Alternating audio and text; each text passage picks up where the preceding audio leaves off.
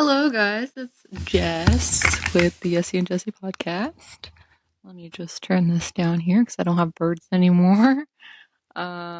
So I'm here with Ethel, and if you can hear her, and I figured I would do a podcast today. I haven't did a podcast in a really long time, and I feel like it's needed. So last podcast I did was bipolar disorder and marijuana. Sorry, that's a text message. You're probably going to be hearing a lot of my phone in this video because I'm supposed to get a ton of calls from my doctors. So I'll have to piece this together if that starts happening. But on the topic of doctors, the reason that I'm making this podcast is because I've had the idea for a really long time to make a podcast discussing so when you're bipolar or you have post-traumatic stress disorder or any other psychiatric disorder really, and you are taking medication and you become pregnant, you are pregnant, or you just gave birth, etc. I wanted to discuss all of that because I think that it is pertinent for people to understand the effects that these medications not only have on you, but the effects that they can have on your child. And seeing as though I've been through this before, my daughter is now 3 years old. There goes my phone again. Seeing as though this is 3 years out from having my daughter, and I do plan on having more children in the future, I wanted to discuss this. And I've kind of poked my nose in a few, I would say more than a few actually, posts that I've seen on Facebook in the past couple of years in regards to medication, not just for people that are struggling with mental health, but also people, they are a little bit, I would say, scared because they have mental health issues and they're just finding out they're pregnant. So I usually weigh in on that on Facebook. I don't really go on Reddit that much, but I do read up on Reddit, and it seems to be a general consensus that there is not enough information on mental health um, before, during, after pregnancy. A lot of healthcare providers are unaware or I guess uneducated about the topic, and you really do have to find yourself a good provider. Sorry, I know this is supposed to be a really serious podcast, but boy, Ethel. But yeah, so I don't know what I was saying, but let's get into it, okay? I got some facts that I want to throw out there. I have some questions that I have found on the internet that I want to weigh in on, as well as just, experiences that I've had, and going forward, now that I've had a child and I've been through the process. I was on medication my entire pregnancy. Nothing really changed aside from my other health problems, such as my migraines. I did have to stop some of the medication, so I'm gonna touch all of that onto all of that. But yeah, now that I'm 3 years out and my daughter is, she's doing well, she's healthy. I wanted to just talk about that because I feel like there's a lot left unsaid. I know I've talked a little bit about my birth experience, however, I've never really went in depth in detail. And I wanted to discuss all of that because now I'm at a point in my life where, if you have watched my other videos, I've kind of hinted at it. I am in the process of a divorce. I'm not legally divorced yet. However, with that in mind, I'm not with the same person. However, I still want to have children in the future. So, I wanted to discuss what my game plan is in the future, and how I'm going to go about things with my, second pregnancy if I have one. And also, I wanted to talk about qualities and things that you should look for in a partner if you have mental health issues or even medical issues or both, as I do. I think that that is extremely important when having a child, and making sure things go smoothly. Again, not just during the process, but afterwards once the child is here. Because if you don't have an understanding partner, or if you have a partner that does not want to learn about your conditions, it's going to make it so much more difficult to essentially parent. And that postpartum period is really, really extremely necessary that everything kind of goes well. Life is stressful and things still throw you a curveball, but you want to have something in place so that if things do go wrong too, you have like a little bit of a plan there as well. So yeah, we'll get into all of that. I did just wanna just circle back here. So on while we're discussing medications and stuff, this is not sponsored. I've had this machine. It's my hero machine, which I will show you if I can. Um, oops. So here, next to my coffee and my food, here's my hero machine. Let me just. It tells you, sorry, it tells you the time, it tells you that it's on Wi-Fi, when your next dose is, and you can push the buttons and stuff like that. Those are my meds. Oops, God, this is a really bad angle. But those are my meds. I have not yet taken them because I've been on the phone all day and I forgot. Which is ironic because I'm talking about this machine that helps you stay on task. But yeah, so that is my hero machine. What does it do? I will tell you what it does. Um, So, sorry about that. I constantly my nose is running. Is it just anyone else? I live in New Jersey and it just got to 12 degrees outside and I am livid at how many times I have to blow my nose, rub my nose, etc. Anyway, so these are my medications. This is the cup that it comes with. I only have 4 medications right now for the daytime. And I have a lot more at night. But you have the option for 10 medications in there, and they're all kept in the machine. You have a little key that opens the machine, and it also it goes off at whatever times you set it to go off for medication. So if you need medication 3 times a day, if you need medication 5 times a day, you can do that. You just have to set it all up in the app. I think a lot of it is now app based rather than on the machine itself, um, which I don't really mind. They also a couple years ago, like I said, I've had this machine a really long time. I would say that I've had this machine for like 5 years. I just got a different one because when I moved, it was saying that the travel bar, which is there's in the back when you move your machine, you can insert a travel bar and make sure that your pills and things like that don't spill or rattle around. Mine was not inserted, but it kept saying that it was. So I kind of put it off because like I said, I'm in the process of a divorce and like I honestly couldn't pay for it anyway. I won't even get into that stuff, but mostly somebody was supposed to pay for it. They weren't paying for it. And so I just stopped using it. And then it broke and then I really stopped using it.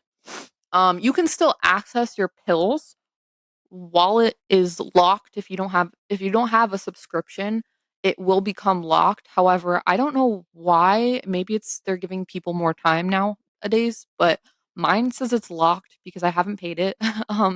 Because I have been going back and forth with them recently. And but yeah, so but it's still letting me use it. So I don't know if it's like them allowing me to use it, they have it like flagged, or if they're just giving you more opportunities and more chances to eventually pay it because they know people are struggling. But yeah, so it's normally I believe $45 a month, and I know that sounds steep. Believe me, like I don't make very much money, and even when I was married, it's still a lot of money for a month. However, I don't pay very much for my medications anymore because I have 2 insurances, thankfully.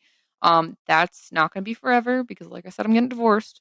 But I have found out that Medicare or Medicaid now covers the machine, which I didn't know about, and that's what I'm trying to do right now. I'm trying to get my Medicare coverage to cover it. Um, but yeah, it's a really good option. So the reason that I wanted to mention it and put it into this video. I know it sounds like a plug. It's not. I'm like I said, I'm not sponsored by this. I've just had it for a really long time and I really see that it helps me.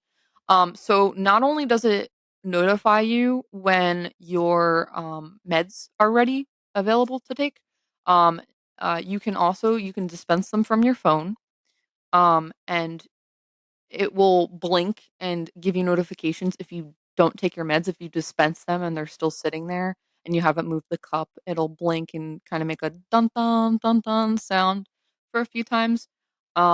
But yeah, very good for people that manage medications for other people or people like me who take a lot of medications and they do not want to continuously, like every week, have to put them all in the little thing. That was the main reason I got this, is because it takes me so long to sort out my medications and I always have other stuff, and now that I work too and I'm not just at home with my daughter like I was previously, um I don't want to come home and see that I don't have any medication in my little pill thing, and then instead of me going, "Oh, well, there's no medication. I'll just do it tomorrow and like I won't take my meds tonight." This at least I I'm on track. It also tracks all of your medication doses that you've taken, what times you've taken, if you miss them, and everything like that. It keeps track of literally any all of that stuff. So if you're gonna go to a doctor's office and they ask you, for instance, for me, my migraine medication, and especially my psych medications, they usually ask me, "Are you taking it at a certain time? Are you taking it regularly? Have you missed any doses?" Like especially for migraines, like if you've missed a dose of your migraine medication, that could be an issue. That could be why you're having such a hard day and having a big headache, you know? So I like stuff like that where it's all digitalized, because I also track my migraines with a text message service that's free through Amavig. You don't have to have Amavig, you could just use the service. I use that in conjunction with my medication machine, to track my stuff. You can also put medications outside of the machine. So, for instance, I have Emgality, um, which I can't take anymore. I just found out. But Emgality is an injection that you take once a month. You can schedule that so it's not in the machine because it has to be refrigerated, but it'll tell you, hey, you gotta take this today or whatever it may be, diabetic medications, stuff like that. So I really, really wanted to just like give a little tidbit about it. I intend on using this machine for as long as I can. There are options though. This one you cannot purchase outright. There are options, especially with tax time coming up.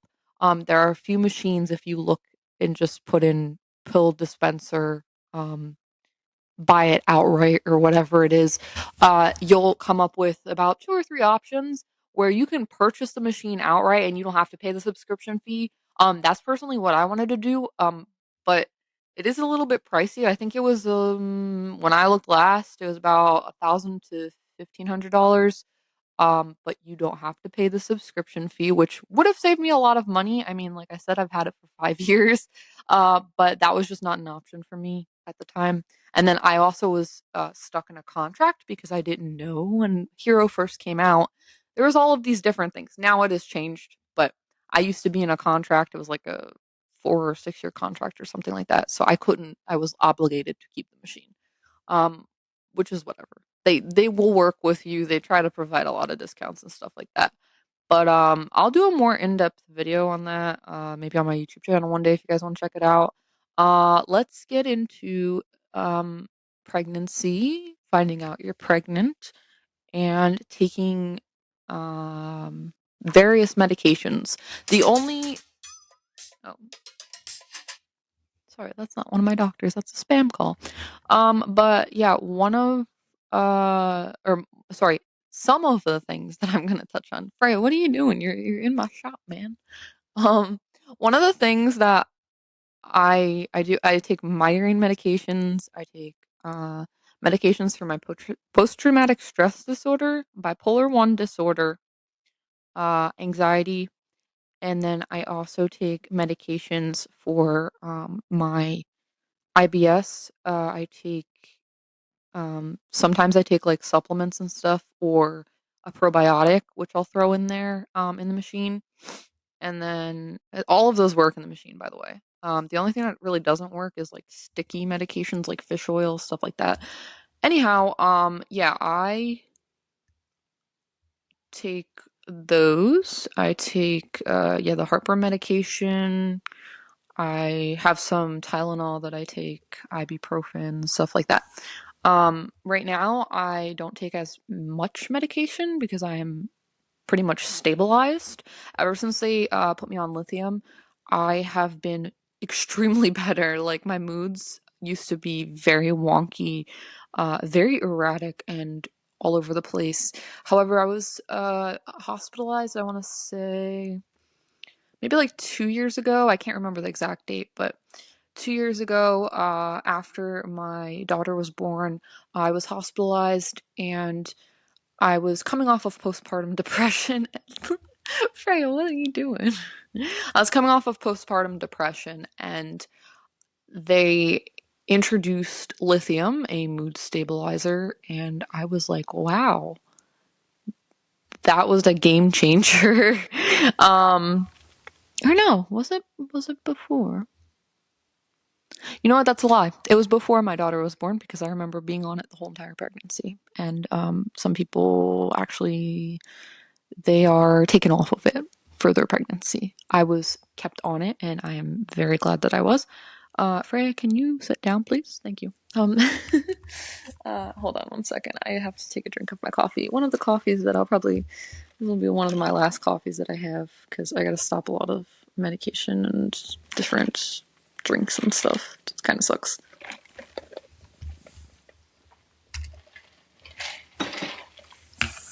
So, where was I? Yes. So before I found out I was pregnant, I was on Amavig, which I just talked about the text messages. So Amavig has a service that you can sign up for, and it texts you every day. And it'll ask you, did you have a migraine day today? Put yes or no. And it will send you a monthly report. And then I believe it sends you a quarterly report to your email that you can track. But anyway, I was on Amavig and I was doing pretty well. It was managing my headaches. However, it was making me extremely constipated. So, I had to go off of it, and then little did I know I was pregnant, like right as I was going off of it. So I would have had to go off of it anyway, because when I went to a genetic counselor uh, during my pregnancy with my 3-year-old daughter. And yeah, they say it's not recommended to stay on Amavig during pregnancy because they don't have enough studies and diagnostic testing to see if the medication is essentially safe or not for you and the baby while you're pregnant. So I had to go off of that. I had just started, I believe, Botox and lidocaine injections for my migraines as well because Amavig was working, but it wasn't working as well as we wanted it to be. I have very severe migraines. I was having migraines at this point, I would say almost every day, all month. It was pretty bad. I used to track them, and I don't have the sheets right now, but I remember looking at them and like looking back, and I just was in awe that I had that many migraine days per month. Um, so yeah, we wanted to minimize that. So I started taking Botox and lidocaine injections. Botox was every 3 months it was supposed to be, and then lidocaine injections I believe were every 6 weeks, or maybe 8 weeks at that point, because we were just trying 8 weeks out and then we were gonna try 6 weeks.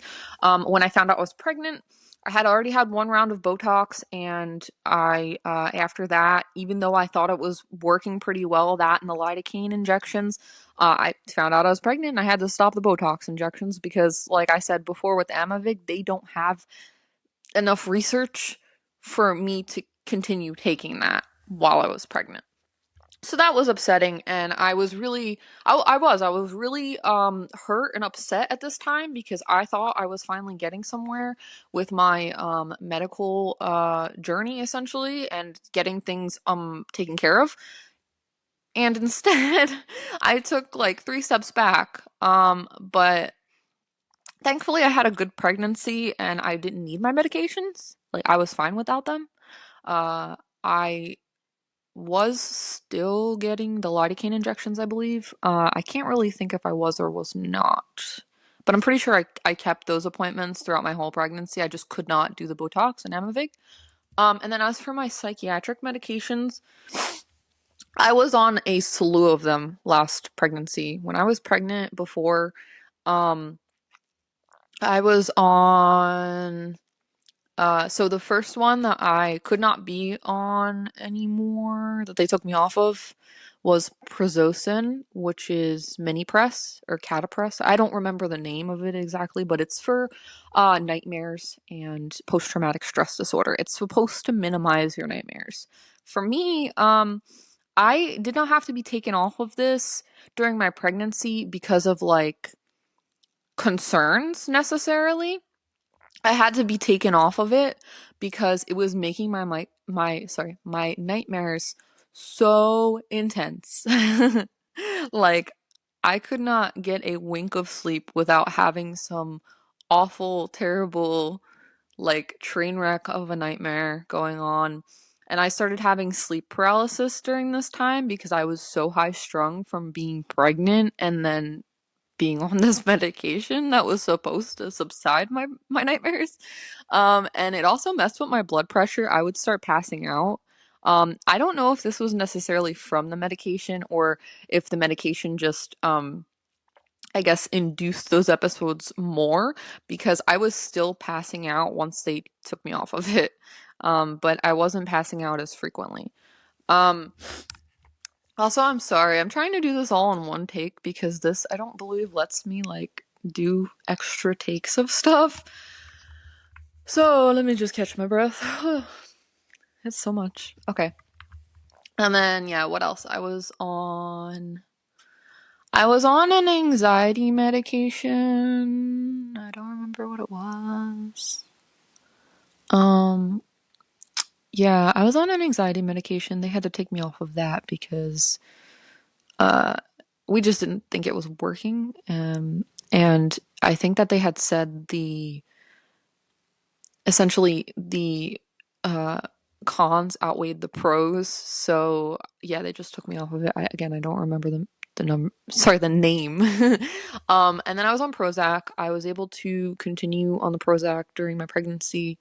Um, what else? I was on the lithium. So now that is where, before I say lithium, sorry, there's Seroquel as well. I was on Seroquel. I was on a pretty high dose of Seroquel, which I've been on before, but when I was pregnant, we noticed that it was very sedating and I was having strange feelings. Like I would sit up and it's as if you sit up too fast. However, I'd be sitting there for 20 minutes and I'd still not feel well. So they had to lower my dose of Seroquel.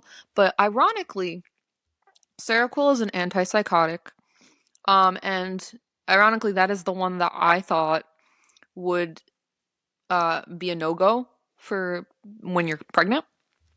But it was quite the opposite. That one was actually safer than the lithium. And the reason I say that before the lithium is because, so lithium, I was on the same dose I'm on now, which is 900 milligrams. I take 300 in the morning, 700 at night. And a majority of my medications I take at night. So anyway, yeah, I took lithium. I'm still on lithium. I'm still on Seroquel. I'm still on Prozac. Um, They also introduced a couple other anxiety meds to my regimen now that I wasn't on before. But anyway, that's besides the point. Yeah, so the lithium, they had concerns because when you're pregnant and you're on lithium, the issue that arises is that I did really, really well on lithium. And they seen that before I got pregnant. And then when I became pregnant, they were like, okay, so we can take you off of it or we can take you off of a lot of your psychiatric medications and you just kind of can go like cold turkey your pregnancy and see how that goes. Or you can stay on your medications that we deem, appropriate, safe, etc. Um, and just be, monitored a little more. So, for me, having bipolar disorder for, a really long time, since I was 13, I've been diagnosed. Um, I've been through this rodeo before, not the pregnancy part, but I've been through the changing medications, taking medications out and introducing them later on, especially 9 months later on. Yeah, that was a no-go for me. No. I was like, no, thank you. Some people can go without their medications and being moody or whatever it is for a couple of months can be fine for them. But for me, on a personal level, for me, it is very stressful for me not to be without medication. And knowing that I'd be going 9 months without medication was horrendous to me. I was like, I can't even fathom going through that. So I was like, no, thank you. Like, I will stay on my medications. So, I stayed on the lithium. Now, the lithium, when you're pregnant, they bring you in for, the regular ultrasounds that you get and like the gender scans and all of that. And they also do the Down syndrome, test and diabetes test, all of those things that you would normally do while you're pregnant. But they add in sometimes an extra gestational scan, and then they also, for me, they added one, I think was when it was like about 24 weeks or something like that. And another one was more closer to my due date, where they scan the baby's heart and the chambers of the heart and everything like that. Because the issue that arises with lithium is that you're on lithium and it can cause heart problems for the babies. So they wanted to make extra sure that my baby was safe and everything was going according to plan, as I went through my pregnancy. And I really didn't mind this. I already go to the doctor a lot as it is, so it didn't really matter to me that I had to make a couple extra appointments, especially if it's going to be for the welfare of my child. So I did those. Everything came back fine. Everything was a-okay. I was so over the moon. I was happy. And yeah, all of the tests during my pregnancy were fine up until the end, when I had the preeclampsia and stuff. So yeah, the lithium, they'll just have you do extra scans. They will have you do blood work because even if you're not pregnant, lithium, you always get blood work. I would say maybe like every 1 to 3 months. I just got mine done actually today, with a couple other labs that I needed to get done, and yeah, they just send them back to your doctor and make sure you're not only taking your medication appropriately, but if there's an issue, they can say, okay, well, maybe the level is too low or too high. Especially if it's too high, it can cause issues. Pregnant or not, lithium can mess with your liver, like kidneys, everything. So you really have to be careful with these medications. And so yeah, they did all of that stuff. I can't think if I was on any other medication at the time. Um, I I was on. Oh, I can't think of it. Oh, I had started taking. This is a good point too. I started taking ashwagandha. I believe that's how you pronounce it, and that is something that you cannot take when you're pregnant. I I have read and been told that it can actually induce miscarriages early on. So ashwagandha is a no-go. And I even looked into when I was thinking about going off of my medication, St. John's wort. That's not a good thing either. And especially, you have to be careful with that because if you do take some meds and then you go off of some and then you take St. John's wort, like it can really affect your body because you can't be taking it with certain medications. And then the ashwagandha is just like not really safe for pregnant people in general. So yeah, those are all things to think about. And so yeah, my doctors sent me to a genetic counselor.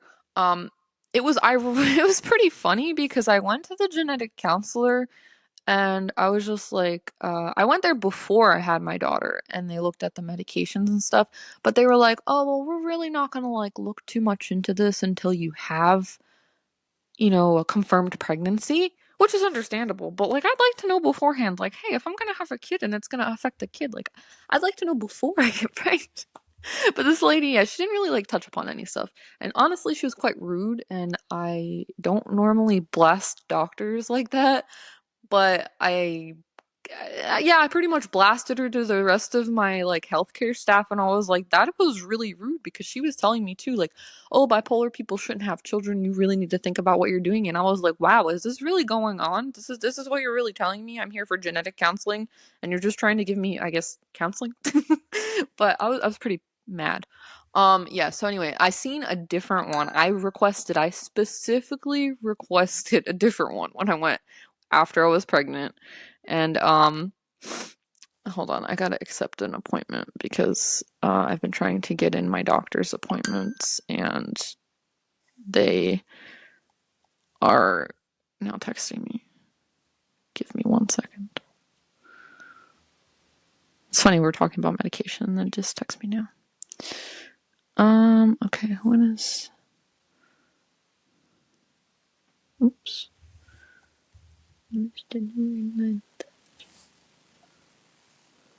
Okay, so I just got a sooner appointment. I'm super happy because now I don't have to wait as long for my issues to be addressed. Sometimes they can take a really long time, and especially I am hardcore dedicated to Cooper in, I don't know if they have them other places, but Cooper in New Jersey. I've been going to them since before I had my daughter. 2019, 18. Actually, I got my teeth taken out there in 2014 because they were the only place that would actually take my wisdom teeth and everything out because I had a lot of problems. So kudos to them. I love Cooper. All of my doctors, minus a few, have been extraordinary. I love them, and that's why, too, if I ever have another baby or just in general, my health problems, because I still live like I lived about 45 minutes from my doctors before, and now that I'm in the process of a divorce, I've moved somewhere else, and I'm still about 30 minutes away. But like, I would rather drive over there than go to any hospital or anything over here. Like, even when I was in labor, like early labor, I drove 50 minutes to Cooper so that I could give birth to my daughter there because they are one of the best hospitals, best trauma hospitals too. And I just think their staff is amazing. Anyway, aside from that, um, yes, so went to a genetic counselor. This genetic counselor was very nice compared to the other one that I had seen. And they went over my medications. The only one they were really concerned about was the lithium, and then we mostly made a game plan from there to they kind of asked me right then and there, like, what are your thoughts on staying on medication, not staying on medication? And the doctor I had at the time was really nice. However, I could not see her as often because everything was completely booked and it was COVID.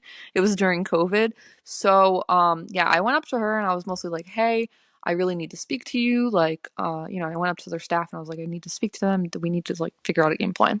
So she did get me in and we figured out, like, hey, I'm going to stay on these medications and not stay on these other ones, or if they give me problems, da da da da. Well, that kind of flew out the window because they didn't have space for me, like I said. And I would like to say, look, I'm not saying that I'm a celebrity, okay? But I'm very well known in my doctor's office because not because I complain or anything like that, but because I'm very easy. I don't care about appointments. Usually whatever appointment they give me, I'll take and schedule around my appointments because I had no job before. It was just me and hanging out with my daughter all day, So, but yeah, well, that was before that. But yeah, I'm very easygoing, don't really care about appointments, but that's the thing. I'm in there so often that like I would say I get a little bit of special treatment because the people know you and da da da da da. But for psychiatric things, it's completely different. It does not matter who you know. It doesn't matter, everybody is the same. And unfortunately, during COVID, there was a lot of people losing their goddamn minds. So I was not one of them. I was just a regular, customer at this place. and I could not get an appointment. And it was 6 months into my pregnancy that I got my next appointment. I think that my pregnancy would have went a lot smoother had I had medical intervention, like psychiatric intervention, just, just doctor's visits, medication management, and just, hey, how are you? Are things going well? Type of thing. These people were not giving me that. My last psychiatric, my psychiatrist. So, I went to another one, and now that was the end of my pregnancy. And then, that lady was, I'm not gonna lie, she was the most awful psychiatrist I've ever had.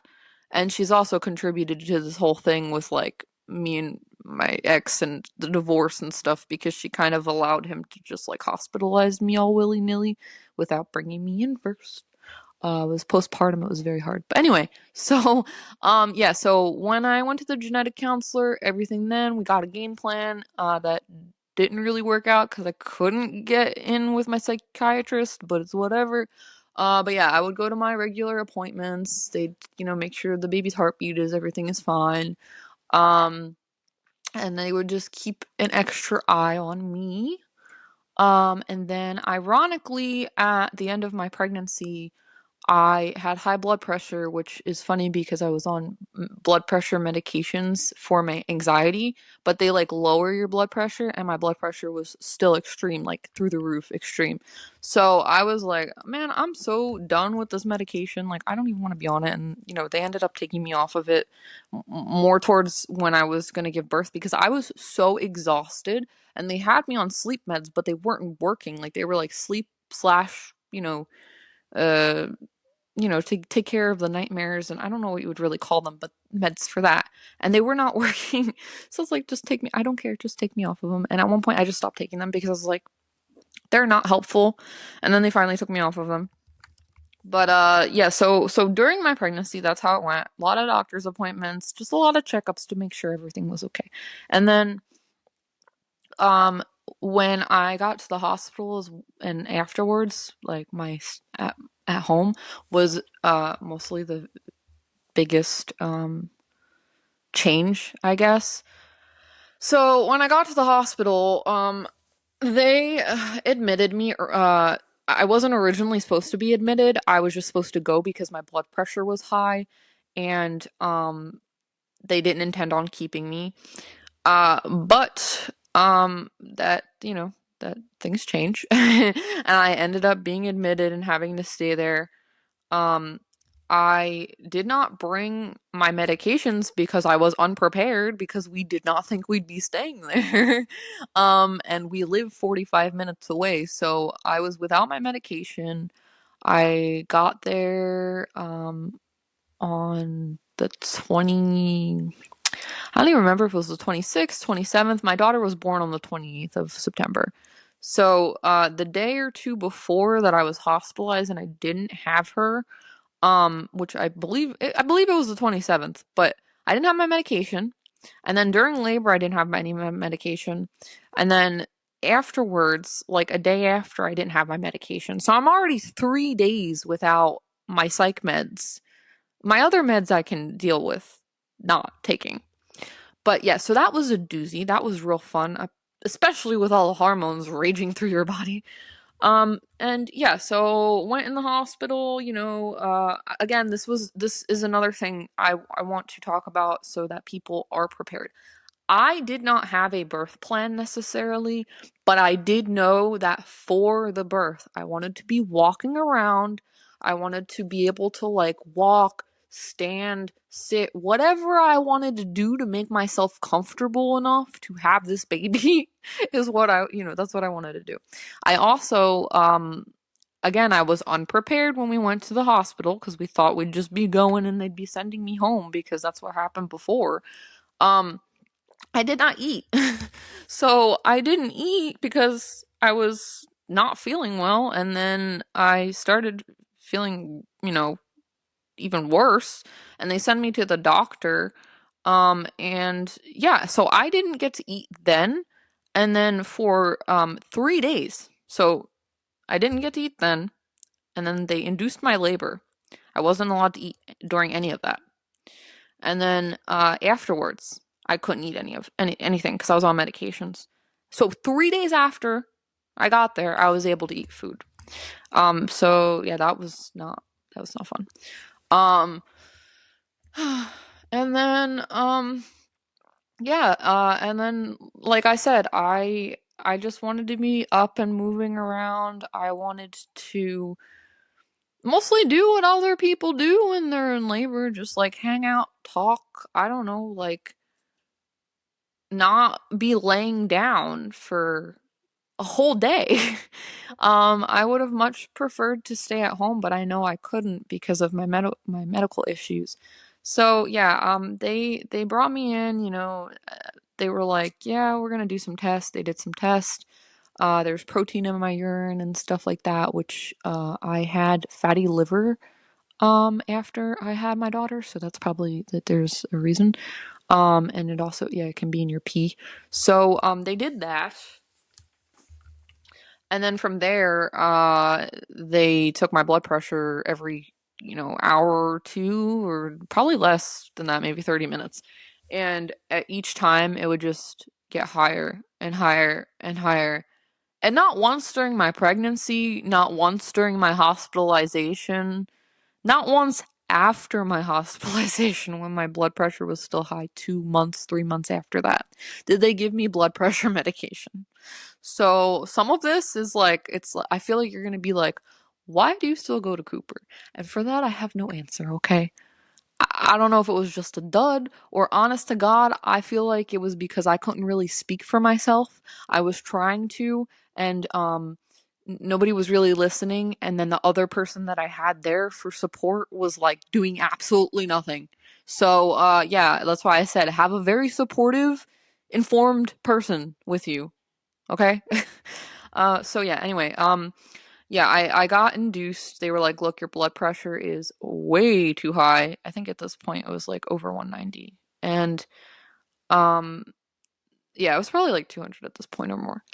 And yeah, so they induced me and they started giving me the medications.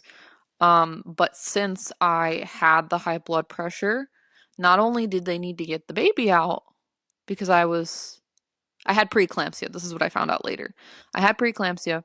They needed to get the baby out, so they needed to induce me. But they also needed to work on my blood pressure because it was like skyrocketing at this point. Like it kept going up and up and up. So what did they do? They gave me, I believe it was Pitocin to induce me, and then they gave me a magnesium drip and a couple other things that I don't remember. I know they actually gave me fentanyl at one point, and I was really shocked when I looked back at my records because maybe I was advised of it, but I was so just delirious and gone at this point that I had no recollection of it. I've even asked my ex, and he's like, "Yeah, I think that they told you, but I don't really remember." So yeah, so they induced me, and then from that point forward, this after this, they also had to catheterize me, and that was fun because I'm joking, it was not fun. Um, I got cathed, and then when you're cathed, you cannot walk around. So I'm cathed, I'm on magnesium, which I also cannot walk around because I'm on, and I am being induced. Fun times, real fun times. Um, I remember, or sorry, before I got cathed, actually, they put in a Foley bulb, which if you've been induced or if you're a woman or a nurse or anybody, you might know what that is. A Foley bulb is essentially this thing that they put in your vajayjay up there. And it essentially makes your cervix open like little by little so you can have the baby faster, I guess is the easiest thing I can say. Um, and they wait for that to kind of fall out, and when that happens, then normally afterwards is when like labor starts progressing a little faster. So yeah, so they had me do that. Once that fell out, and I started, laboring a little more, I was catheterized, and I wouldn't mind being catheterized. It's no big deal. Sorry, Ethel's moving the camera. I wouldn't mind being catheterized, but the thing is that I guess my daughter, how she was like coming out, even when she wasn't here yet, the catheter was in the way. So they cathed me, and then a couple hours later they were like, "Oh, I think that it's not like collecting, I guess, the urine as well as it should." So they recathed me, and I was like, "Bro." So I'm just laying there in agonizing pain. And just I couldn't do anything. I couldn't even I asked them for like juice or something. I think that I wasn't even allowed to drink water at this point. So I was having absolutely nothing for like 3 days. It was so hard. And yeah, I just mostly just laid down in the room waiting for the baby to come. And my ex, he was up for some time, and then he'd sleep and then watch TV or whatever. And me, I couldn't do anything because I was just like, I just want this all to be over with. Like, I'm just in so much discomfort. And yeah, so, and then they were telling me I was having contractions, and the entire time that I was having contractions and like big contractions, I felt none of it. So I couldn't really gauge how far along the labor was. And I remember at one point telling them, like, no, I don't feel good right now. Like, I feel like something's wrong, or like I need to push or something. And you need to get a doctor in here. And then they like kind of like were like, oh no, like, you're a first time mom, you know when it's happening, da da da da da. Cause like I was on my phone at one point and I was like laughing or something, and they're like, yeah, you won't be doing that when you're in labor. And I'm like, okay. But I didn't really feel anything up until I was like, hey, you need to get someone in here. And then they moved me into like, I guess, a birthing suite or whatever. I know it was a really, like, a fairly large room, and it was just me, and and the person that I brought, and then, the nurses and everything, and they'd come in every so often. But the entire time that I'm in labor and delivery, because I got admitted through the ER, and I got admitted and I was in a wheelchair, not because I was pregnant, but because I couldn't walk, because my legs, especially my ankles, were the size of water balloon. They were humongous. So yeah, the whole time that I'm laying there, and the whole time as soon as I'm in labor and delivery, and then like when I'm ready to have my baby, essentially, like a couple hours out, I just hear wailing and screaming from all the other moms. And I'm a first time mom, so I'm sitting there crapping my pants. And I'm like, what the hell? And then little do you know, later on that was me, because I just could not hold it in. Usually I'm a very good person with pain. Like, I'm serious. I'm pretty good about it. I could sit there, take these tattoos all day. I don't care, or whatever, like, but that I was just like exhausted, and it's like you have an alien coming out of your body.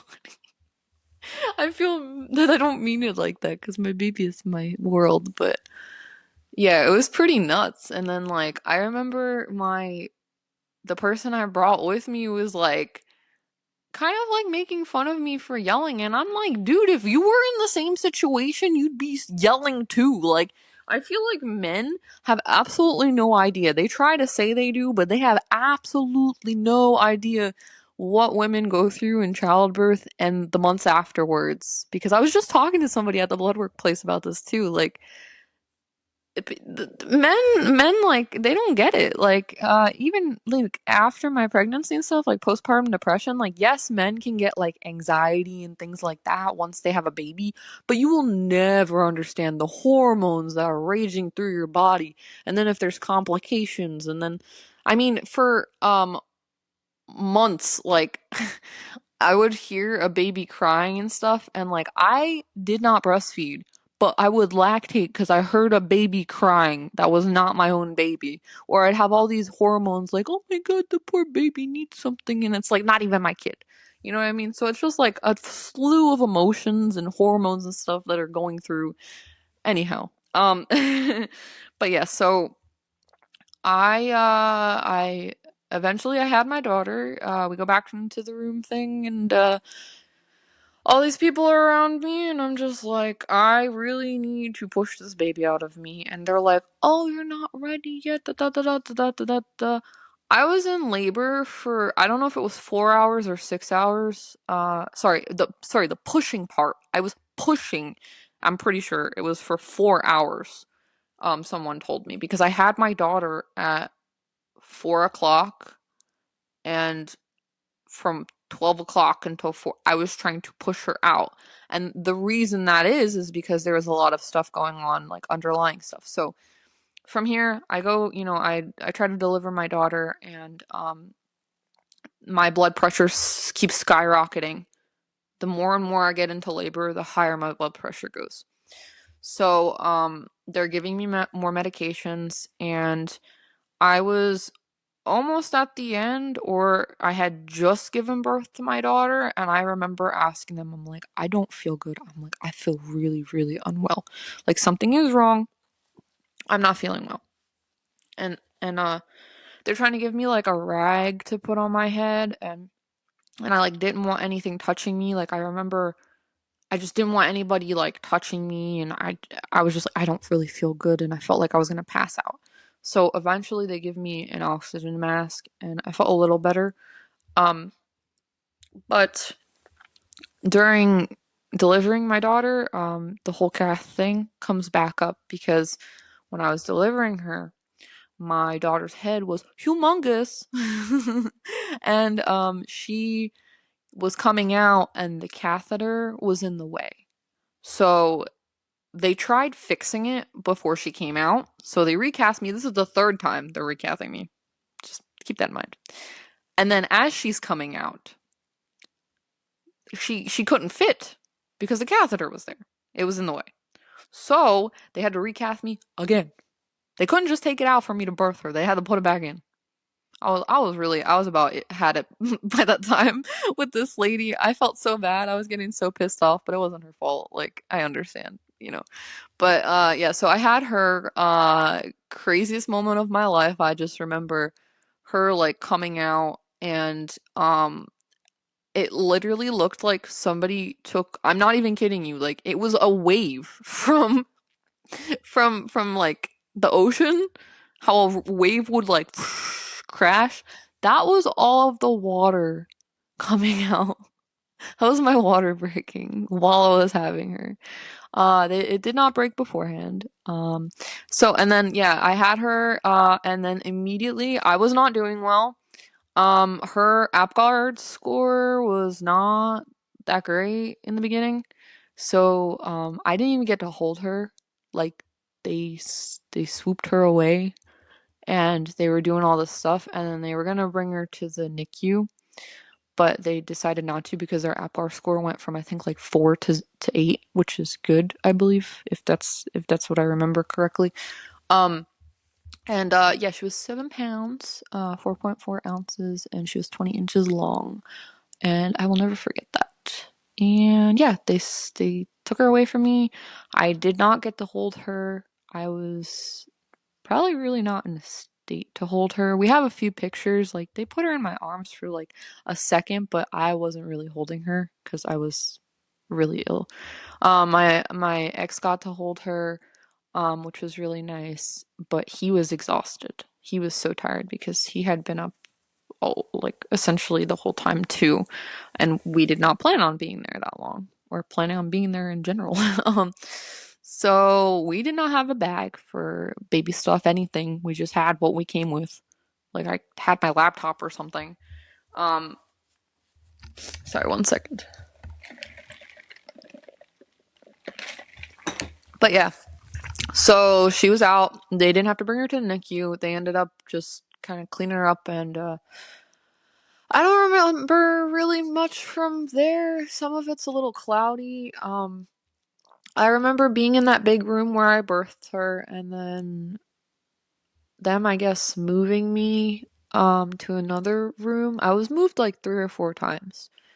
They moved me to, I guess, a recovery room, and it was a lot smaller, and it was just mostly my bed. There was a chair next to me for my ex, and then on the other side was a computer, and then people would come in and check on us and stuff. My baby was not there. I think they brought her down to the nursery at this point because of the state I was in. So I just remember I wasn't able to hold her and I wasn't able to be in the room with her alone. Um, so when they put me in that room and I was kind of like a little sleepy and I was trying to go to bed, that's when they started trying to give me my medications. However, when they tried to give them to me, like the authorizations wouldn't go through for some reason because I had just gotten there like a day before, at the hospital. So they had to like go through all the authorizations, um, with my doctors, and I didn't end up receiving a lot of my medication until like the day after, when I was in the regular room before you go home after you give birth. So during this room, they gave me like some like ibuprofen or whatever pain meds that they gave me, and I I remember them trying to give me my sleep medication, um but I don't know if they did or not. And then yeah, my ex was like, "Well, okay, so now that the baby's here, I don't have anything prepared. I need to go home and get the stuff." But like the issue was that my ex, our whole entire relationship, he didn't drive. He didn't have a driver's license. Um, so I drove us to the hospital when I was in labor. And then when we were there and we're like, well, what do we do? Because we gotta go get the car seat and everything like that. Um, he had our friend Julio, he came up and like they kind of were just talking for a while, like, congratulations, stuff like that. And he had like a little like time to talk to them. And I believe it was then that they brought my ex home so he could shower and like gather the baby stuff. Because before you leave the hospital, they're gonna check that you have everything, the car seat is good to go. Um, and then, oh, also another thing I'd like to mention. I know this video is pretty long, but I think a lot of this is very informative. So now I have stated before, and in my previous podcast, I smoke marijuana, and I use it as like a therapeutic thing. Even if you use it as recreational, it doesn't matter. If you test positive, I want to let you know now because this is what I've heard on Reddit. I don't know how strict they are because like when I was tested in the beginning, in the middle, at the end of my pregnancy, nothing came about it because like as soon as I found out I was pregnant, I stopped smoking immediately. Stopped smoking and drinking. Like I just wanted to make sure that everything is good for the benefit of the baby and myself. So I don't know how those things work, but I can tell you from what I've read that if you smoke or you're using any type of drug that is not prescribed to you, they will test you at the end of your pregnancy too, and you might get in trouble if you test positive still, because that means that you were taking it while you were pregnant. And that can lead to a slew of problems with CPS that you don't want, okay? So, just letting you know now that if you're on psychiatric medications or whatever medications you're on, and you take things that are, like marijuana, if you use it therapeutically or recreationally, whatever it may be, if you continue to use that throughout your pregnancy and it keeps coming up on drug tests, and then or at the end of your pregnancy it comes up on drug tests, you're gonna have an issue. So just don't do it, okay? I'm telling you now. Like you might think it's all right, and there's not research, and whatever the research that they have is, you might think it's half-assed. Okay, it does not matter for the not only the safety of you and your child, but the peace of mind that you'll get from not having extra issues once you have your child. Just don't do it. But yeah, so I tested negative. I did not take, or inhale or whatever marijuana when I was pregnant. I stopped immediately as soon as I found out I was pregnant. Um, but yeah, so yeah, and then anyway, going back to my whole thing that yeah, they'll get some blood work there. Once you're out of labor, they'll get some blood work, make sure everything's okay. For me, my blood work was awful, and then like they didn't do anything about it, which again I'm saying is like this a fluke or is this like, that's why I'm giving Cooper the benefit of the doubt here. But yeah, so my blood work, my platelet count was 7, which I believe is like 7,000 maybe, or 700, I don't remember which one, for my hemoglobin, which mostly said that I was severely anemic, and no one caught it, or they just thought it was because I just given birth, that it wasn't an issue and it'll go back up or whatever. That became an issue for me later on. So they did some blood work while my ex was gone. I got a little bit of sleep. I remember that they brought on the baby right before he left, and then when he left, I was left with the baby in one of those like plastic bassinet things next to my room, or sorry, next to my bed. And the issue that arose that they said I could not have my child with me anymore when nobody was there was because they left the bassinet and I could barely get up from the bed, and she was crying at one point and like I couldn't reach her. So I'm pressing the nurse call button and it took forever for them to get there. And I was like, I felt like such an asshole because I physically could not get up and I was not allowed to get out of bed. So that wasn't even an option anyway. But they eventually came in and I was just like, hey, I think that like she's hungry or whatever. And they kind of carted her away to the nursery.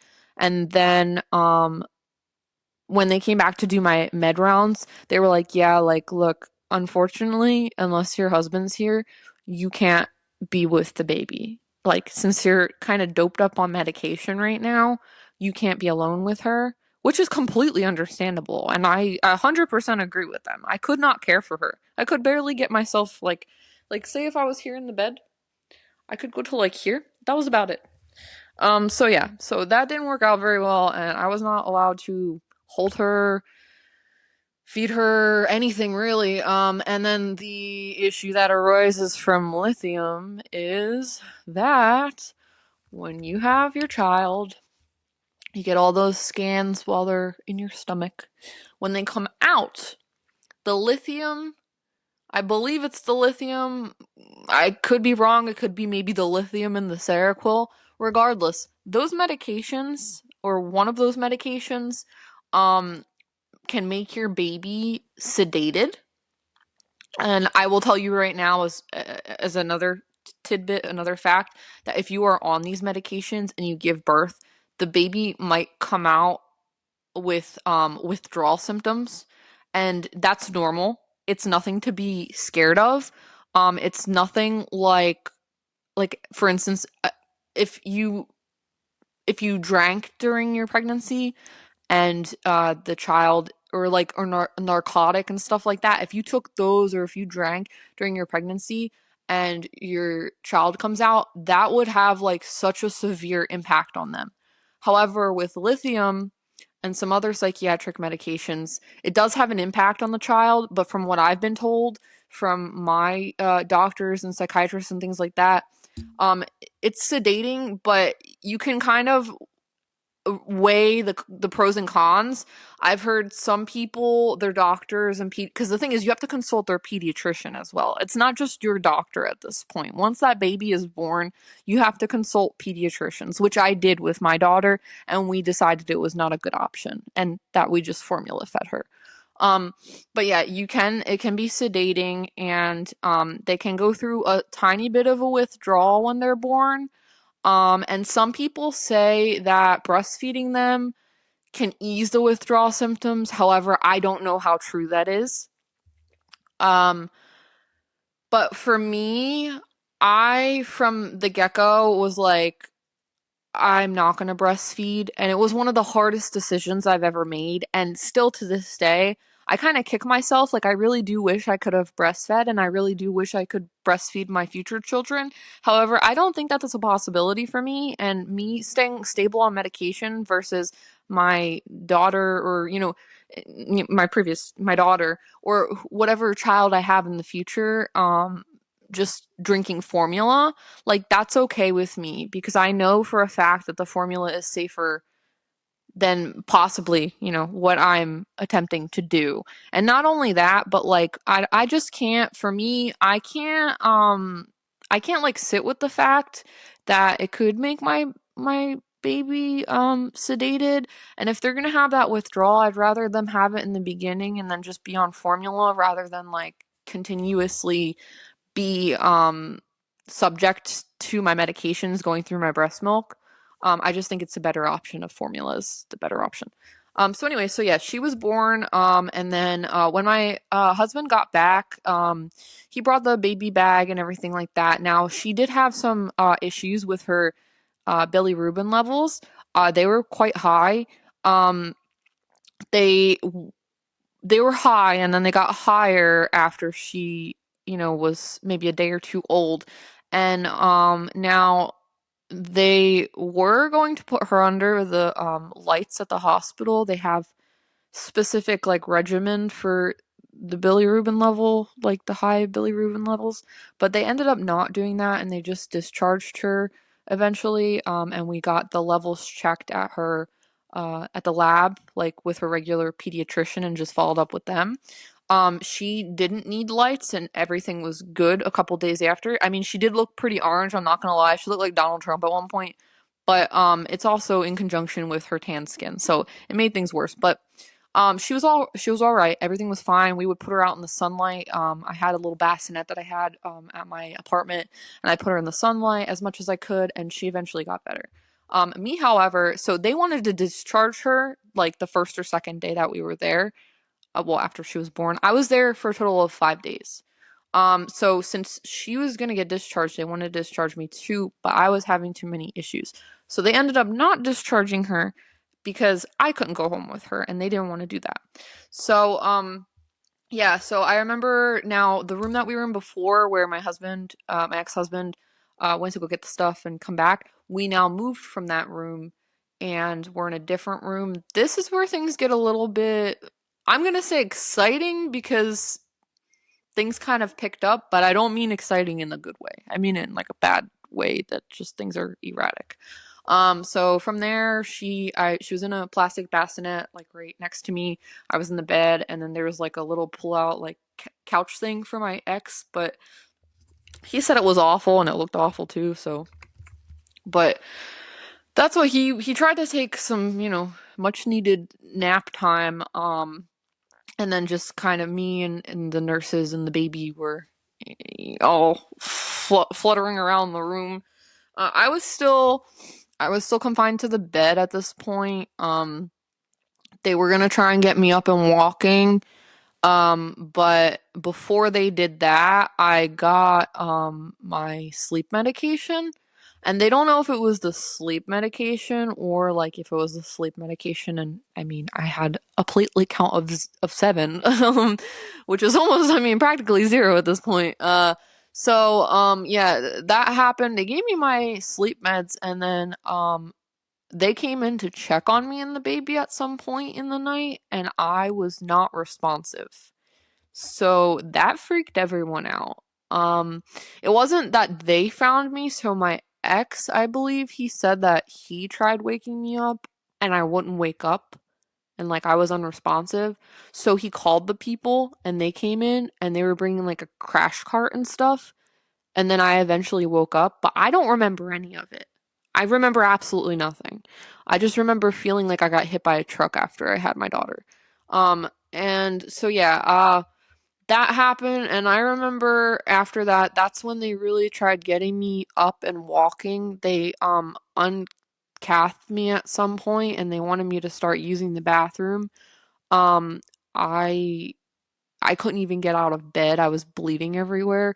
I also found out, not at this time, but I found out afterwards, the reason that I had so many issues and that my platelet count was so low was because I knew this during labor, like after I had my daughter, but like I couldn't even like process everything until afterwards. So my placenta got stuck and they had to manually take it out.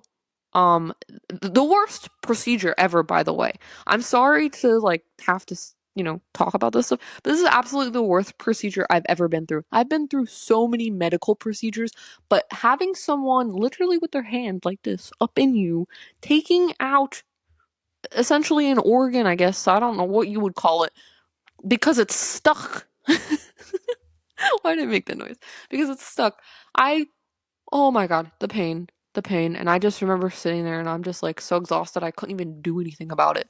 But that's why I lost a lot of blood. Because I had my daughter, and then I also had that.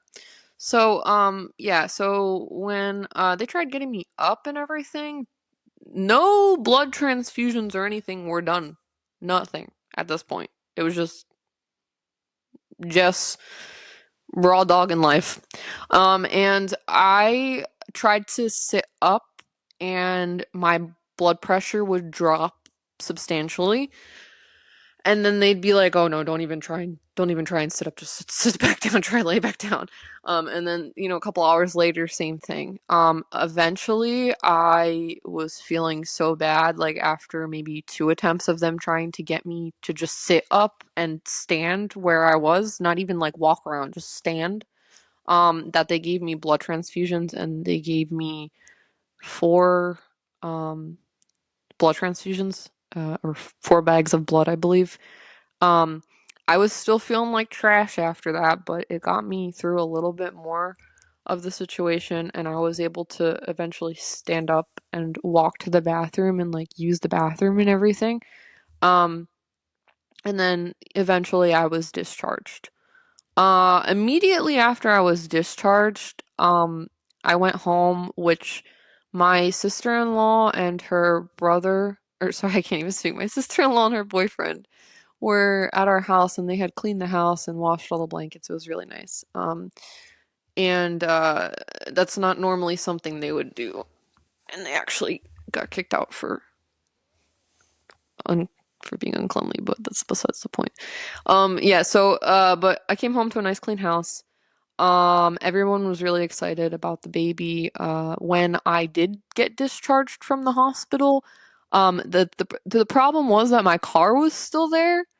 So, and I couldn't drive. I could barely get in the car.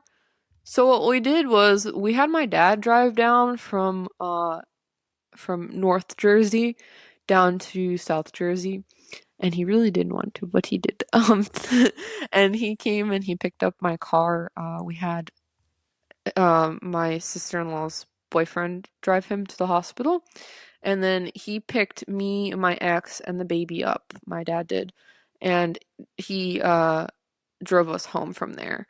But I don't remember why he couldn't stay. My dad's strange, but yeah, we ended up bringing the baby in the house, and everything was a-okay. But then, like a week or 2 later, I was feeling really sick still, and my legs were getting more and more swollen. Which, when you have a baby, your legs do get swollen.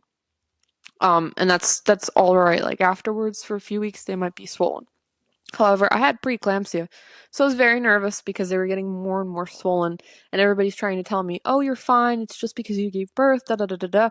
So I ended up going back to the hospital, and I did not want to leave my daughter because it was only like I said, like a week or 2 after I had her, and I was already in the emergency room and stressed out before, and I didn't want to do any of that. So I went back, and my ex goes with me, and we had my sister-in-law watch my daughter, and yeah, mostly they told me that it was normal, but like they checked everything again just in case, and my blood pressure was still extremely high. So then I waited for my 6-week appointment, and then my legs were still swollen, and I said something to them. None of the times, no blood pressure medications, nothing. So, and at the 6-week appointment, I expressed to them, I said, "Hey, I still feel really extremely sick and unwell." Um, and they sent me to, now it's like a cancer. It's essentially a cancer center, but they deal with all of the blood transfusions, iron transfusions, stuff like that. So they got me scheduled with one of the like oncologists there, and they did some tests, and of course, yeah, I was not doing well. as I was trying to tell everyone, so they scheduled me for some iron transfusions. I think it was like every week or every 2 weeks. I don't remember. And eventually I did start feeling well and my iron went up. They did try to give me iron pills at first, but my body doesn't metabolize them properly and it just makes me really constipated, so I couldn't do that. Um, I also found out now if I ever have another child, my body does not process folic acid correctly either. And they had me on high amounts of folic acid my last pregnancy, to kind of counteract my medications and make sure that I was getting proper, like, what's the word? I don't know, like iron, like vitamin. I don't know, but anyway. Yeah, so I found that out, and that's always good to do, like a DNA test before you have a baby, because I tested myself. It was through a company that I don't even remember the name of right now, but I carry the gene for if your child has a hard time processing milk, and they can actually be like allergic to milk, and it can cause like brain swelling and stuff. I have that gene. My ex never got tested, however, so I was really concerned when we were at the hospital trying to have this baby. But and then after she was born, I asked her pediatricians and stuff. They said, if you don't see anything now, then you should be all right. Like, she should be fine if she's already like not having any issues now. But that is something to consider if you're trying to take as many precautions as as you want, as you physically can. Get all those tests done early on. Anywho, yeah, and that's not all of them either. So at my 6 week visit, I said I was not feeling well, but I was also having some other issues that I don't really want to discuss on here, but I'll touch on them very like briefly. So when I had my daughter, because I pushed for so long, I essentially gave my body trauma. I was having a really difficult time using the bathroom after I had my daughter. This was over the span of like, I would say like 6 months to a year, and it's now kind of corrected itself, but it can come back if I have another child. It's called a prolapse, and now you can get a prolapse, in your girl region or in your other region that, uh, what's the word I can put in here without YouTube demonetizing me or anything? Your caca comes from. Yeah, so it's mostly the wall that's between those two. You can have it prolapse and when you have a child. And for me, I was having an issue going to the bathroom, and it would be to the point where like like I would have to help myself go to the bathroom. It was completely awful. It was terrible. I hated it, especially when you're like newly freshly off being pregnant. It was one of the worst things. I would rather have given birth to my daughter 10 times over than have that. That was the most horrible experience I have had. I'd rather get cathed again, everything. It was so bad, and I'm so glad that it's mostly gone now. But yeah, they tell you to do a lot of like Kegel exercises. There are surgeries and stuff for that. Mine, it's so the technical term for it, and if you want to look it up, it's much more detail and than I can give you here, but it's actually really interesting because I didn't know about it before I was pregnant. It's called rectoceli, and essentially it's a prolapse. And yeah, I don't know. I'm not going to go too much into it, but it's really invasive. But yeah, they have surgeries and stuff for it. Mine was a 3 out of 4, 4 being the worst.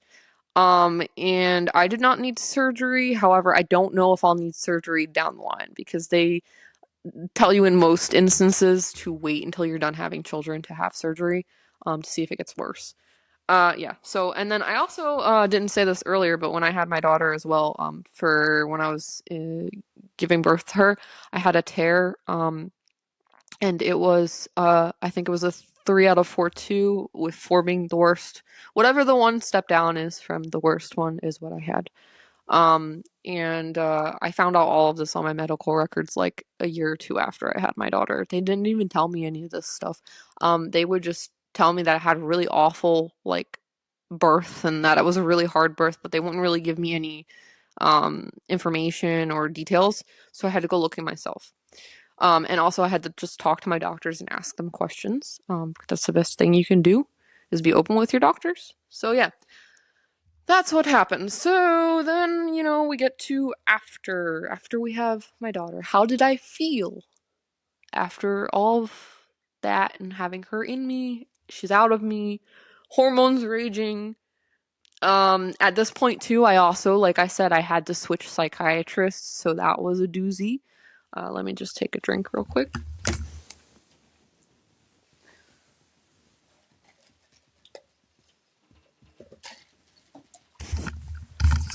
So yeah, I immediately I wanted to be back on my medications. Like I said, I knew I was not breastfeeding. So I went back on my medications and what else? Yeah, I mean, it was really a lot of it was an adjustment period for me because I had never been that sick before in my life. I have been ill and I have like migraines and stuff, but I can manage all of that because even if I have a migraine and I'm in immense pain, I mean, yeah, I might have to lay down, turn the lights off or whatever. But when when you're just like almost out the door, like feeling real sick, because this was all before a couple months in between me getting iron transfusions and feeling a little better.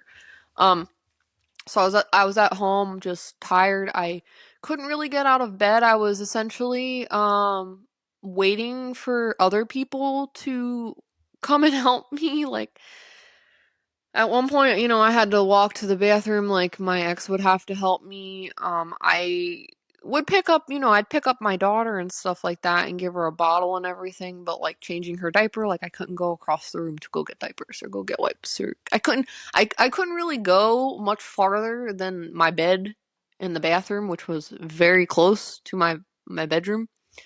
Um and then as the weeks progressed, I would say maybe like week 2, I was having a lot of manic symptoms and uncontrolled feelings and stuff like that. Like, I remember being so distraught that I couldn't do anything, that I walked all the way down the stairs from my second floor apartment, and I walked and I somehow hoisted myself up into my car. And I was about to like leave and go to some store, which like I didn't even need to go to. I just wanted to go out because like I couldn't do anything. And my ex coming in being like, "What are you doing? Like, why are you out here?" And da da da da, and like had to like talk to me, like talk some sense into me of like what's going on. And yeah, so I that's how that went. And then I mean I would get up and make bottles and um, just kind of, I mostly tried to sit in front of the TV and have something to do while I was like feeding my daughter and stuff, because a lot of it was downtime. When they're that young, they just sleep a lot and, eat, sleep. It's mostly what they do. Sorry, Ethel's moving the camera. Um, but yeah, during this time, my doctor's visits, like I didn't really know who was going to be my psychiatrist because, like I said, it took me 6 months to get an appointment originally, and I was getting so aggravated. I was like, I really think my meds need to be upped because I have all these hormones raging in me, and I have nobody to talk to to get these changes because your regular doctors already don't want to mess with your medications for psychiatric stuff. And then when you're pregnant, they really like, or after pregnancy, they really don't want to mess with it because they're like, if we do something and it's a negative consequence, we're the ones liable, and like we're not a psychiatrist. So yeah, I was very stressed, and I think that all of that led to my postpartum depression being extremely worse than it would have been versus me seeing my doctor monthly, which we all had decided in the beginning of my pregnancy. um and yeah, so all of my meds, I believe they got upped. I was not feeling good. At this time, too, the stress in my life was extremely bad. My mother she was harassing me, which is another tangent that I'll talk about some other time. But She was harassing me, and I was just, newly having a child. I did not want any part of it. I had to even have my psychiatrist write notes saying I don't want to be involved with the court case that she was trying to drag me into to get out of it. And it worked the first time. The second time, not so much. But the first time, I'm very thankful it worked because I had a newborn that was like less than 6 months old, and I did not want to be dealing with any of that stuff. So, yeah. As time progressed, I would say that my postpartum depression lasted maybe like 6 months, to maybe like, I don't know, 7 or 8 months. I was hospitalized, when my daughter was a couple months old, I think. I was just not doing well. I remember the EMS being called on me at one point because my legs were the size of water balloons still, and this was like a couple weeks or I don't know, 2 months maybe after I had my daughter.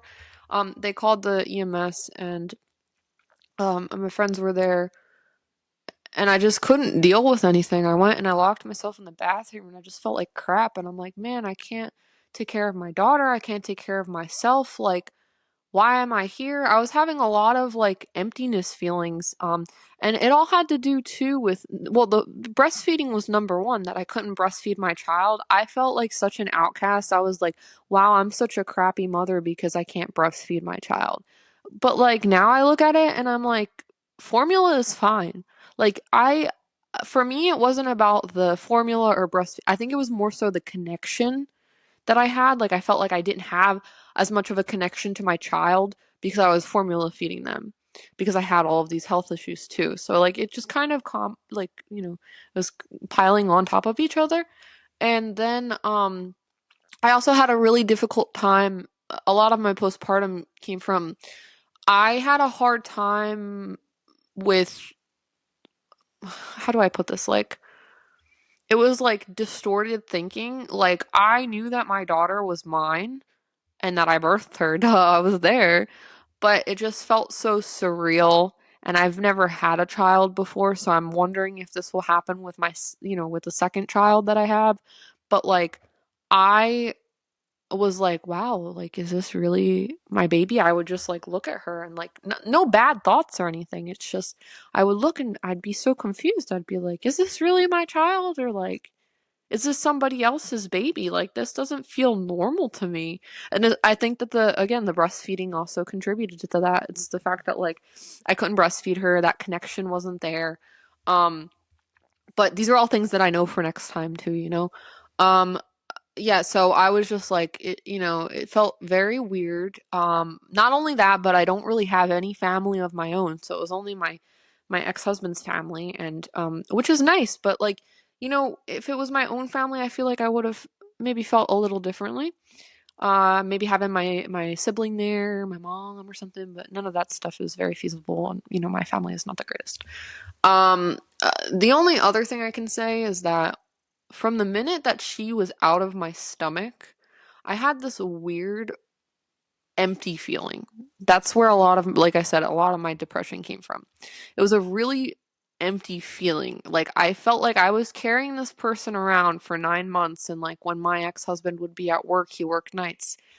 I'd be there, sitting or laying down in bed and just doing whatever I'm doing. I remember I used to play my Nintendo Switch a lot, and I'd be sitting there, and every so often, like my daughter would kick, or I'd just feel her heartbeat or something, and it would feel really nice because it felt like I wasn't alone. Because at that time, and even like now, I said I don't have a lot of my family. It's just kind of was me and my ex-husband, and his family occasionally. But yeah, so when she came out and there was nothing and there was just emptiness in here, I got really upset and I just felt sad all the time. I just had this big, very big emotions like sad and yeah, unhappy feeling. Even though my daughter was right in front of me. I was excited. I was so happy. She's right in front of me. But I'm like, I wish I could put her back in my stomach and like protect her from the world. So that was something those are all things like I really, really, really struggled with. And I hate that during this time a lot of that stuff with my ex, like, he was not understanding at all. He said he was, but like the stuff he would do was just not understanding. And even to this day, like now, going through a divorce, a lot of those feelings, those emotions that he had back then are coming back up now. And him amongst other people that don't understand postpartum depression, postpartum in general, or they've never experienced, like, they've been pregnant but they've never experienced those feelings, or they deny those feelings. Those people have all come out of the woodwork and just mostly said, like, oh god, you're such an awful person for having those feelings, or like you don't love your child and stuff, and that's not the case, okay? All of that stuff is normal. All of that stuff is normal, and and especially it's normal if you already have an underlying mental illness and then you add a baby and postpartum depression on top of it. So I think the world needs to be more educated, more aware, and I think as a society we need to listen more and talk less, especially when it comes to big issues like this. Because if not, our healthcare system is just going to get progressively worse.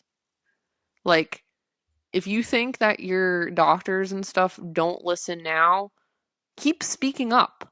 Eventually, something will change. And for me, I can 100% say that that was the case. If I didn't speak up and I didn't say my piece and advocate for myself, a lot of my problems would have went just, whew, they would have slipped under the rug, right? Like, and especially too, like I said, if you don't advocate for yourself, who else is going to? Because I can tell you one thing, my ex did not advocate for me, ever. It doesn't matter, pregnancy or not. You need someone that's going to stand by your side, and you are going to need someone that can be your voice when you aren't able to have one. So, yeah, I don't know. Like, I have very strong feelings on mental health and pregnancy, because I really do think it is what you get out of it what you put in. If you go into a pregnancy thinking it's going to be horrendous and you're going to have all these mental health problems, sorry, one second. If you go into a pregnancy and think that you're going to have all these health problems, nothing is going to go right, or if you don't take the advice of your doctors in the first place, it is going to go poorly. It's going to go bad. And if you have a lot of negative people in your life, not only is it going to make your mental health worse, if you have Debbie Downers all the time that are not helping themselves, it's going to make pregnancy so much worse. And the after of like, recovery, just, it's going to make it horrible. So the only advice that I can give to people that are watching this, if you watched it in the entirety, is stay on your medications. If I were you, I would stay on your medications as long as they're not detrimental to you and your baby. And I would also say consistently go to your doctor and your psychiatrist and your OBGYN. You need to have all three of these people informed, and then a fourth, if you go to a genetic counselor, for instance, you need to have all of these people informed on what medications you're taking, how you're feeling, any issues that you think you're having regarding the baby, anything you can possibly think of. Keep all of them in a loop, and what I usually do too is I'll ask them to send a message to the other doctor. That's why I go to Cooper, and I go to Cooper one system. All of my doctors are in there, so I don't have to go from doctor's office to doctor's office, and one of them has the correct information, one of them doesn't have information or has the wrong information, you know what I mean? So yeah, all of that stuff is stuff you need to do, and I know it's going to be really difficult if you're already found out you're pregnant, you're like, what do I do, and you're stressing already. But if you get those things in order, I promise you your pregnancy will go much smoother than if you just wing everything. And although I said my my birthing plan didn't go according to plan, I would still have a sorry, my phone is going off. I would still have a plan in place, because the thing is, It's good to have a plan. It's good, you know, of course there's 10 boxes to check off. You don't have to check off all 10. If you check off 2, you know what? That's great. Unfortunately, you know, if something goes wrong and you have to change it, it sucks, but you know what? At least you have stuff that you want, your wants um need to be met. And if they can't be met, then you have to, you know, you should speak with somebody and say, okay, well, how can we go around this? How can we make it as comfortable for me as I possibly can? You know what I mean? So, and I'm trying to think of like any last little tidbit I can put in here. Um, hmm. Yeah, oh, and that's the thing. The biggest thing I can say is take it day by day. After you have your baby, everyone's going to be ecstatic. And you know what? You might not be ecstatic. You might be like me. You might be miserable because things didn't go right, or you're sick, or there's something wrong with your child. And all of that is stuff that you're going to have to overcome.